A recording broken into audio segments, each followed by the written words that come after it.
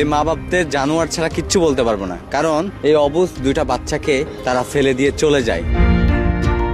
রাতের আধারে সড়কের পাশে অসুস্থ দুই সন্তানকে কনকনে শীতের মাঝে রেখে পালিয়ে যায় পাষণ্ড মা বাবা। পরে সড়কের পাশেই 2 বছরের ছোট্ট ভাইকে আগলে রেখে কাঁপতে থাকে 4 বছর বয়সী বড় বোন। অবুঝ 2 শিশুর এ ঘটনা কাঁদিয়েছে অনেককেই। রাস্তার পাশে 2 শিশুকে শীতে কাঁপতে দেখেন সিএনজি চালক মহিবুদ্দিন। তাৎক্ষণিক কাছে গিয়ে তাদের দুরবস্থা বুঝতে পেরে মানবিক কারণে নিজের বাড়িতে নিয়ে যান। প্রথমে কথা বলতে না পারলেও তাদেরকে গরম পানি দিয়ে গোসল করিয়ে খাবার খাওয়ানোর পর কিছুটা স্বাভাবিক হয়েছে শিশু দুটি। একমাত্র আরএফএল ক্লাস পাইপ নিশ্চিত করে প্রতি ইঞ্চিতে সঠিক থিকনেস ও সঠিক মাপ। পাইপের বস, না কিনলে লস। কালকে রাতে প্রায় 7:30 8টার দিকে ওকে সুলকাটা রাস্তার মাথা পাইছি। ওরা ভাই বোন দুজনকে রাস্তার পাশে বসেছিল।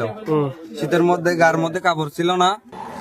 আমার মাকে মেরে আমার ভাইয়ের সাথে লেগেছে যে আব্বুর নাম কুশা আর আমার ভাইয়ের নাম মুর্শেদ আলম। চাঞ্চল্যকর এই ঘটনাটি ঘটেছে চট্টগ্রামের আনোয়ারায়। রোববার সন্ধ্যায় উপজেলার বারখাইন ইউনিয়নের মাজারগেট এলাকায় সড়কের পাশে কাঁপতে থাকা শিশুদের মধ্যে বড় বোন আয়েশার ভাষ্যমতে তাদের বাড়ি সাতকানিয়া উপজেলার মৌলভীর দোকান এলাকায়। বাবার নাম খোরশেদ আলম ও মায়ের নাম ঝিনুক আক্তার। এর আব্বার নাম মুর্শেদ আলম, খুরশেদ আলম, ভাইয়ের নাম মুর্শেদ আলম, মায়ের নাম ঝিনুক, ওর নাম বলছে আয়েশা আক্তার, বাড়ি বলছে সাতকানিয়া।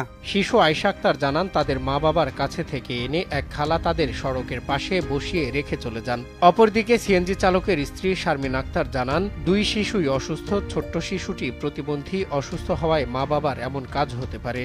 বাচ্চালাইরা মেডিকেল তো নাই দার মাই তো আলা দিলে কুমার তো এই বেলাইরা আসতে সময় তো আড়াই তারা ভাই মাইয়াল তো হলুল বাইরে লই বহুত কি তো এদের মিজিরা গাড়ি বহুত জমি গেই জমি জানার পরে মানুষ দিয়ে স্যার নার পর ভাবলাম আমি মত দেখা দিতে মানে ঠান্ডায় হাতের ভয় এত দূর যাই খুলুল লইরা মানে বুকু তো লাগি আর হাতে ধরে বেলা। এদিকে আনোয়ারা উপজেলা নির্বাহী কর্মকর্তা তাহমিন আক্তার বলেন, সড়কের পাশে পাওয়া 2 শিশুকে উদ্ধার করে সমাজসেবা কার্যালয়ের মাধ্যমে সেফ হোমে পাঠানোর ব্যবস্থা করা হচ্ছে। এজন্য পুলিশ প্রশাসন ও সমাজসেবা কর্মকর্তাদের প্রয়োজনীয় ব্যবস্থা নিতে বলা হয়েছে।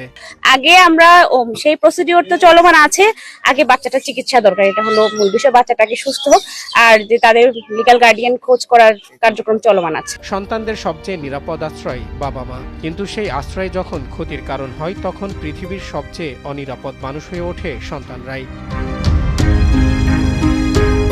সজল বিশ্বাস।